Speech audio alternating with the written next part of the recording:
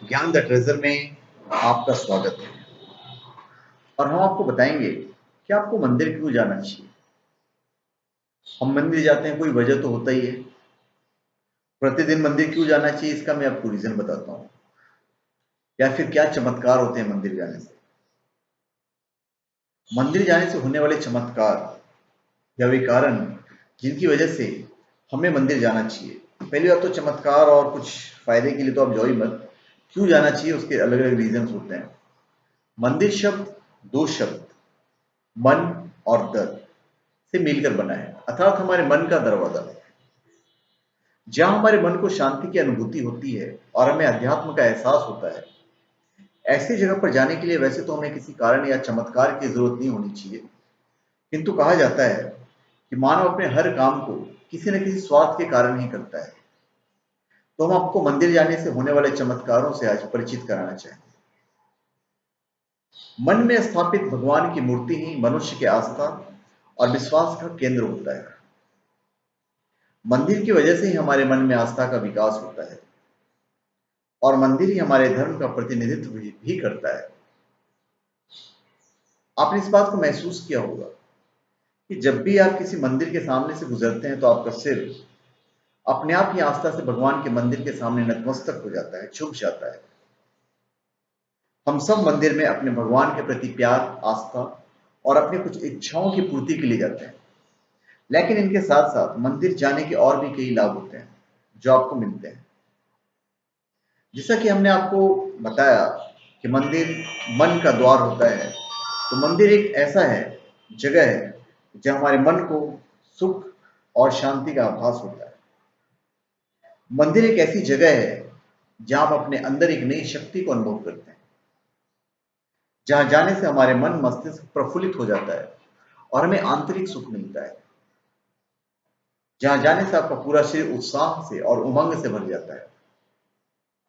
मंदिर में मंत्रों का उच्चारण होता है, तो मंत्रों का मीठा स्वर, घंटे, घड़ियाल, शंख और नगारों की मीठी ध्वनि सुनकर आपके मन को भी अच्छा लगता है और एक पॉजिटिव एनर्जी आती है। आप जब भी किसी मंदिर में जाएंगे तो जो वहाँ का जो वाइब्रेशन होता है, वो वाइब्रेशन बड़ा इंपॉर्टेंट होता है। जब आप वहाँ पे जाएंगे तो जब आप घर पे वापस आएंगे या कहीं काम पे जाएंगे तो आप एक पॉजिटिव एनर्जी लेके जाते हो। मंदिर और मंदिर में होने वाली हर घटना के पीछे एक वैज्ञानिक कारण होता है। यहाँ तक कि मंदिर का निर्माण भी पूरी वैज्ञानिक विधि के अनुसार ही किया जाता है। मंदिर का निर्माण वास्तुशास्त्र को भी ध्यान में रखकर किया जाता है और इस पूरे वास्तुशिल्प के हिसाब से बनाया जाता है, जिससे मंदिर में हमेशा शांति और दिव्यता उत्पन्न होती रहे। मंदिर के गुंबद के शिखर के केंद्र बिंदु के बिल्कुल ठीक नीचे ही मूर्ति की स्थापना की जाती है।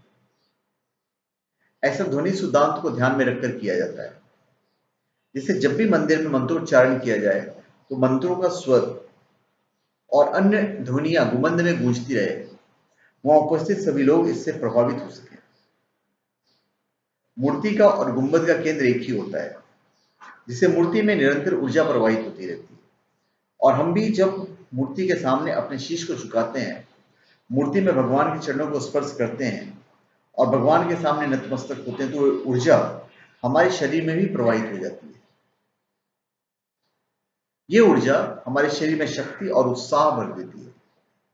मंदिर में हमारे मन, शरीर और आत्मा को पवित्रता मिलती है और हमें शुद्ध करती है, जिसकी वजह से हमारे अंदर का जो दिखावा है वो खत्म हो जाता है और हम अंदर और बाहर इसी तरह की शुद्धता का आभास करते हैं।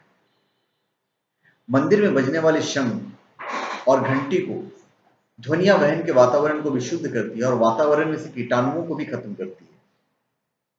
मंदिर में घंटे का भी अपना एक महत्व होता है।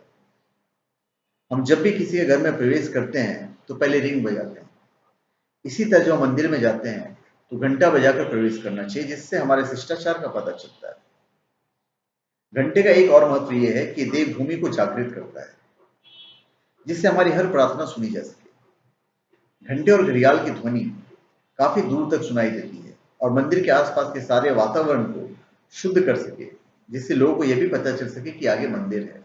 एक्चुअली मंदिर को जब हम बजाते हैं तो उसका जो वाइब्रेशन होता है, जो साउंड इफेक्ट होता है, वो हमारे पूरे दिमाग में जाता है, हमारे कानों को जाता है। ये हमारे अंदर एक पॉजिटिव एनर्जी पैदा करती है। मंदिर में जिस देवता या भगवान की मूर्ति की स्थापना होती है, उनके प्रति हमारी आस्था और हमारा विश्वास होता है।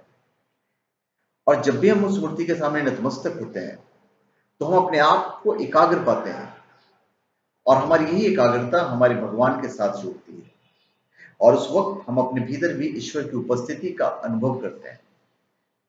यही एकाग्रता हमें चिंतन में भी सहायक देती है और चिंतन मनन से हमें हमारी हर समस्या का समाधान भी जल्दी प्राप्त हो जाता है।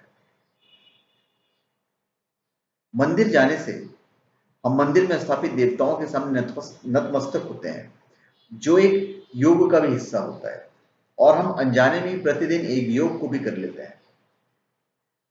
इससे हमारे शारीरिक मानसिक तनाव से भी मुक्ति मिलती है, साथ ही हमारा आलस भी दूर हो जाता है। मंदिर में एक प्रथा परिक्रमा की भी होती है, जिसमें आपको पैदल चलना पड़ता है, और आप तो जानते ही हैं, यह भी एक प्रकार का व्यायाम है, क्योंकि आप वहां पे खाली पैर चल रहे होते हैं। हमें एक परिक्रमा नंगे पांव से करनी होती है, और एक शोध में पता चला है कि नंगे पैरों से मंदिर में जाने से पग तलों में एक्यूप्रेशर भी होता है। ये हमारे शरीर के कई अहम बिंदुओं पर अनुकूल दबाव डालता है, जिससे हमारे स्वास्थ्य में भी लाभ मिलता है। मंदिर को वैज्ञानिक शाला के रूप में बनाने के पीछे हमारे पूर्वजों का और ऋषि मुनियों का यही लक्ष्य था कि हम प्रतिदिन सुबह अपने कामों पर जाने से पहले मंदिर जाकर सकारात्मक ऊर्जा को ले सकें, और शाम को जब हम अपने घर थक कर लौटें, तो उस वक्त में मंदिर से ऊर्जा को लेकर अपने कर्तव्यों का पालन सफलतापूर्वक कर सकें। इस तरह हमें पता चलता है कि मंदिर सिर्फ हमारी आस्था और विश्वास का एक केंद्र नहीं है, बल्कि मंदिर हमारी सोच, हमारे विचार, हमारे व्यवहार, हमारे कर्तव्यों, हमारे स्वास्थ्य का भी केंद्र है। तो हमें प्रतिदिन मंदिर जरूर जाना चाहिए, ताकि हम या आप मंदिर से होने वाले चमत्कारिक और आध्यात्मिक लाभों का फायदा उठा सकें। तो धन्यवाद। आप हमारे चैनल पर सब्सक्राइब करें और अपने कमेंट दीजिए। धन्यवाद।